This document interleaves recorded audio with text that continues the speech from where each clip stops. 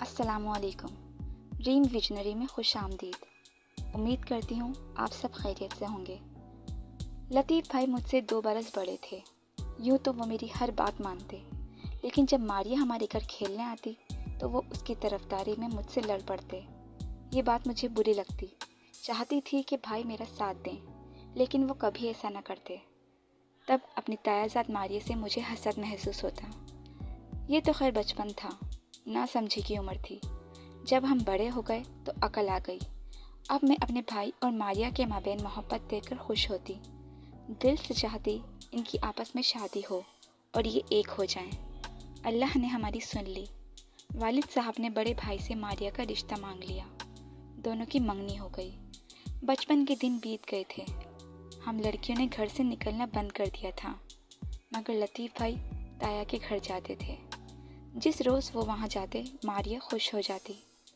میں نے بھی ماریہ سے دوستی کر لی۔ وہ میری ہونے والی بھابھی تھی۔ میں اسے بھائی کے نام سے چھیڑتی، اسے بھابھی کہتی تو وہ شرما جاتی۔ سوچتی یہ رشتے کتنے خوبصورت ہیں، زندگی میں سارے رنگ انہی سے تو ہیں۔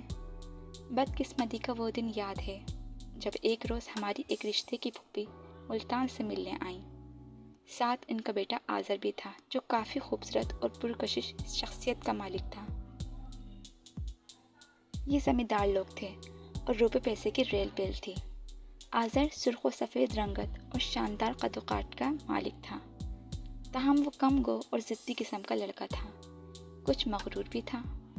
3-4 دن ان کی خاطر مدارت میں گزرے۔ ایک روز لطیف بھائی نے آذر سے کہا، آؤ کھیتوں میں چلتے ہیں، آموں کے باغ کی سیر کرتے ہیں۔ جب یہ لوگ ڈھیر سارے آموں کے ساتھ واپس آئے تو ہمارے گھر ماریہ آئی ہوئی تھی۔ لطیف بھائی نے کہا، ماریہ آم کھاؤ، یہ ہم تمہارے لیے لائے ہیں۔ وہ بولی، ذرا ان کو برف میں تو لگاؤ، یہ گرم ہی کھلاؤ گے؟ بھلا گرم آم کون کھاتا ہے؟ اس پر بھائی نے مذاق کیا۔ ہم نے آموں کے ٹکڑے کو نہر میں ڈبکی لگوائی ہے، یہ اب ٹھنڈے ہو چکے ہیں۔ بہرحال ان کی باتوں پر سب ہنسنے لگے اور والدہ نے برف سے بھرے ٹب میں آم ڈال دیے۔ تبھی آذر کی نظر ماریہ پر پڑی تو وہ ٹھٹک کر رہ گیا، جیسے کسی نے اس پر زہر پھونک دیا ہو۔ جب ماریہ چلی گئی تو اس نے ماں سے کہا، میں نے آج لڑکی پسند کر لی ہے، میری شادی ماریہ سے کروا دیں۔ بات یہ تھی کہ پھپھو کافی دنوں سے آذر کے لیے لڑکی ڈھونڈ رہی تھی۔ جو لڑکی ان کو بھاتی وہ ان کے بیٹے کو پسند نہ آتی۔ آج بیٹے کا اندیا پا کر وہ خوشی سے پھولا نہ سماتی کہ آذر نے کسی کے لیے ہاں تو کہی۔ انہوں نے امی سے بات کی۔ وہ بولی، ماریہ کی منگنی میرے بیٹے سے ہو چکی ہے، آپ اس کی چھوٹی بہن سائرہ کا رشتہ لے لیں۔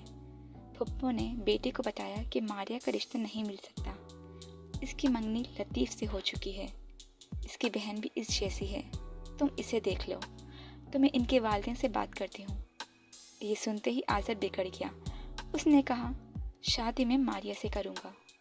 جب ماں نے نہ مانی تو اس کا پارا چڑھ گیا۔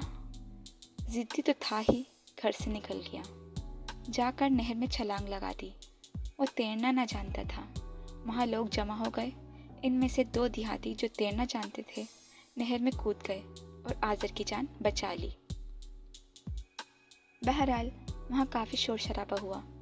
آذر کی تو جان بچ گئی، مگر اس کی حرکت سے سب ڈر گئے۔ یوں ہمارے ارمانوں کو رونتے ہوئے ہماری خوشیاں برباد کر کے آذر اور اس کی ماں نے یہ بازی جیت لی۔ اس میں اصل حقیقت یہ تھی کہ یہ بہت امیر کبیر لوگ تھے۔ سارا خاندان نہ صرف ان کی عزت کرتا تھا بلکہ ان سے مرعوب بھی تھا، لہٰذا تایا بھی پھپھو کی منت سماجت کو نہ ٹال سکے۔ لطیف بھائی سے ماریہ کی منگنی توڑ کر آذر سے کر دی گئی اور تایا بنی فیصلہ دے دیا کہ لطیف کو میں سائرہ دے رہا ہوں۔ دونوں بہنیں ہیں۔ والد صاحب نے بڑے بھائی کی لاج رکھ لی۔ یوں آذر صاحب میرے بھائی کے سینے پر مونگ دل کر چلے گئے۔ جو کچھ ہوا اس سے کیا کہنا چاہیے۔ آذر کی ضد یہ تقدیر کا لکھا، مگر تقدیر کا یہ فیصلہ ماریہ کو ہرگز قبول نہ تھا۔ وہ لطیف بھائی سے بچپن سے محبت کرتی تھی۔ منگنی توڑی گئی تو وہ رو رو کر نڈھال ہو گئی۔ ادھر میرے بھائی کو چپ کے سانپ نے ڈس لیا۔ وہ ایسے خاموش ہوئے جسے قوت گواہی نہ رہی ہو۔ انہی دنوں ہمارے ماموں لاہور سے آ گئے۔ انہوں نے محسوس کر لیا گھر میں سوگ کی سی کیفیت ہے۔ और ये सोगवार माहौल लतीफ़ की वजह से है। मामू ने अम्मी से दरियाफ्त किया। वालिदा ने बताया कि मारिया से रिश्ता टूटने का दुख है। मामू ज़बरदस्ती लतीफ़ को अपने साथ लाहौर ले गए ताकि माहौल तब्दील होने से वो ये ज़ख्म भूल जाए। लेकिन बचपन का कारी घाव इतनी जल्दी भरने वाला ना था। 6 माह बाद लतीफ़ भाई घर ले आए तो उनका चेहरा पहले से ज़्यादा मुरझाया हुआ था, जैसे चेहरे पर उदासी जमकर रह गई हो। वो सभी को अजनबी नज़रों से तकते थे। मुझे दुख हुआ, बस न चलता था वरना इनके दिल को किसी गुलाब की तरह खिला देती। लतीफ़ भाई ने अब ताया के घर जाना कतई बंद कर दिया था और ना ही मारिया हमारे घर आती थी।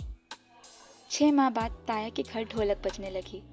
इनके और हमारे मकान के दरमियान बस एक दीवार हाइल थी। सितम ये कि वो लोग मारिया को बिहाने आए तो हमारे घर ठहरे, यानी लुटेरे हमारी छत तले आ बैठे, और छत तले आए मेहमानों को कौन निकालता है। सीने पे पत्थर रखकर हमने इनकी खातिर मदारत की। यूं वो हमारी मारिया को डोली में बिठाकर ले गए। मारिया इनकी हो गई और हम मुंह तकते रह गए। इस मौके पर लतीफ़ भाई अपने कमरे में महसूर रहे और जब 2 रोज़ बाद बाहर निकले तो इनकी आंखें सुर्ख और सूजी हुई थी। इनकी लहू रंग आंखों को देख मैंने सोचा कि इंसान का अरमानों भरा दिल किस लिए बनाया गया है। जब उम्मीदें और आरजुएं इस दिल को अपना मिस्किन बना लेती हैं तो खुशियों की बारात आने का इंतज़ार होता है, मगर ये खुशियाँ छीन ली जाती हैं। आदमी टूट फूट कर मिट्टी हो जाता है। फिर खुशियाँ क्या और इनकी बसात क्या। असल ताकत तो दौलत की है। ना हक कहते हैं दौलत कुछ नहीं, ये आनी जानी शे है, लेकिन जिसके पास हो वो बादशाह होता है। जो चाहे कर गुजरे और जो चाहे हासिल कर ले।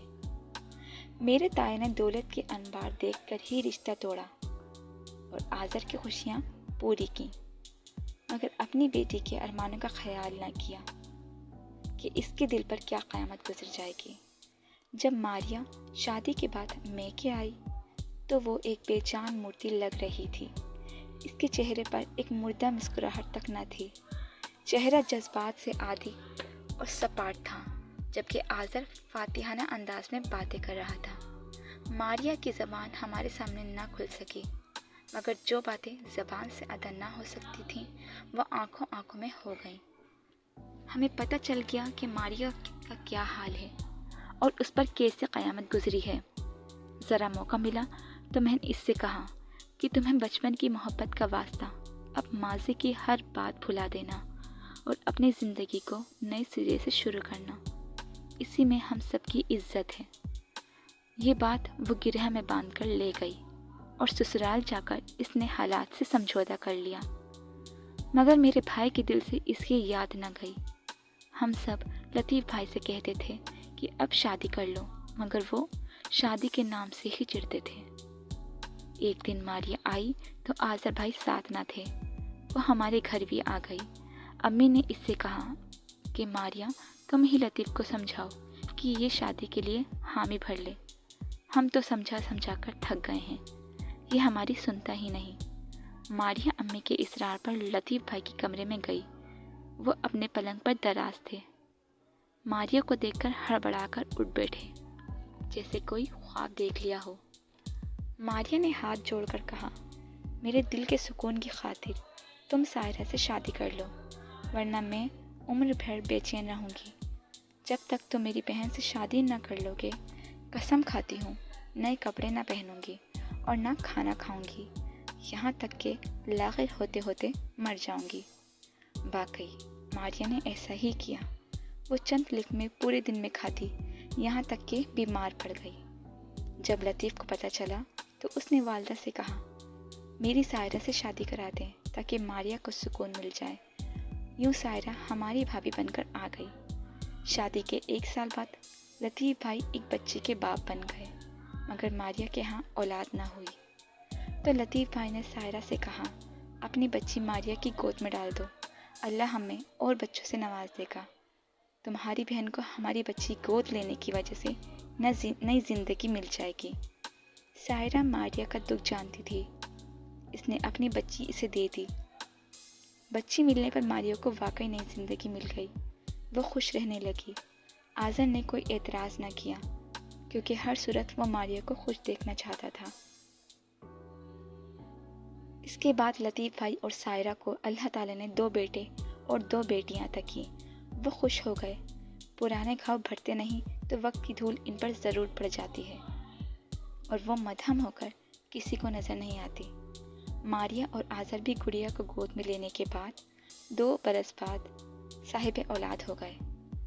آذر بھائی کہتے تھے یہ سب گڑیا کی برکت ہے، ہم نے اسے گود لیا تو ہم بھی بامراد ہو گئے، ہمارے لیے یہ بہت بخت والی ہے۔ ماریا نے صاحب اولاد ہونے کے بعد بھی گڑیا کو سائرہ کو واپس نہ کیا۔ وہ اسے دل و جان سے چاہتی تھی۔ کہتی تھی پہلے تو یہی خوشی بن کر میرے گھر آئی تھی، اسی کو گود میں لینے پر اللہ نے مجھے خوشی کا منہ دکھایا، اسے کیسے خود سے دور کر دوں۔ گڑیا بھی ماریا کو اپنی ماں سمجھتی تھی۔ وقت گزرتا گیا۔ ماریا اور سائرہ دونوں کے بچے بڑے ہو گئے۔ انہی دنوں کسی وجہ سے لطیف بھائی کی ملازمت جاتی رہی اور وہ مالی لحاظ سے پریشان رہنے لگے۔ ماریا کو علم ہوا تو اس نے اپنے شوہر سے کہا کہ میری بہن اور اس کے بچے تنگ دستی کا شکار ہیں، آپ ان کی کچھ مدد کر دیں۔ آذر نے بیوی کے کہنے پر لطیف اور سائرہ کو اپنے گھر مدعو کیا اور لطیف بھائی کو اپنے کاروبار میں شریک ہونے کی دعوت دی۔ انہوں نے کہا مجھے سرمایہ نہیں، ایک محنت کرنے والا ساتھی درکار ہے جس پر بھروسہ کر سکوں۔ اگر آپ میرے کاروبار میں یہ ذمہ داری سنبھال سکیں تو بہت اچھا رہے گا۔ کچھ پس و پیش کے بعد اور بیوی کے دباؤ پر میرے بھائی نے حامی بھر لی۔ آذر بھائی کے اپنے بنگلے کے ساتھ ان کا دوسرا بنگلہ خالی پڑا تھا۔ ماریا نے سائرہ اور لطیف کو مجبور کیا کہ وہ اس بنگلے میں رہائش پذیر ہو جائیں۔ سائرہ گڑیا سے نزدیک رہنا چاہتی تھی، اسی کے اصرار پر لطیف بھائی وہاں شفٹ ہو گئے۔ یوں دونوں بہنوں کو قریب رہنے کا موقع ملا اور بچے بھی دونوں کے گھل مل گئے۔ گڑیا اب اپنے حقیقی والدین کی نظروں کے سامنے رہنے لگی۔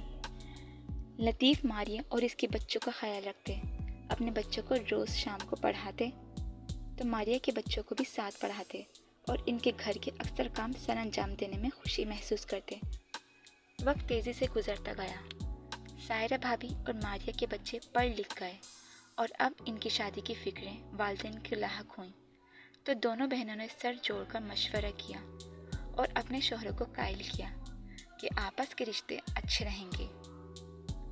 یوں ماریا کی دونوں بیٹیاں سائرہ نے لے لیں اور سائرہ کی دونوں بچیاں ماریا نے اپنے بیٹوں کے ساتھ بیاہ دیں۔ گڑیا باقی رہ گئی کہ وہ دونوں گھرانوں کے لڑکوں کی مشترکہ بہن تھی۔ اس کی شادی ایک غیر خاندان میں ہو گئی۔ جب ہم لطیف بھائی کے بچوں کی شادی میں گئے، ہم نے محسوس کیا کہ ہمارا بھائی بہت مطمئن اور خوش ہے۔ ماریا اور سائرہ میں اتنی محبت تھی کہ انہوں نے کسی اختلاف کو پنپنے نہ دیا۔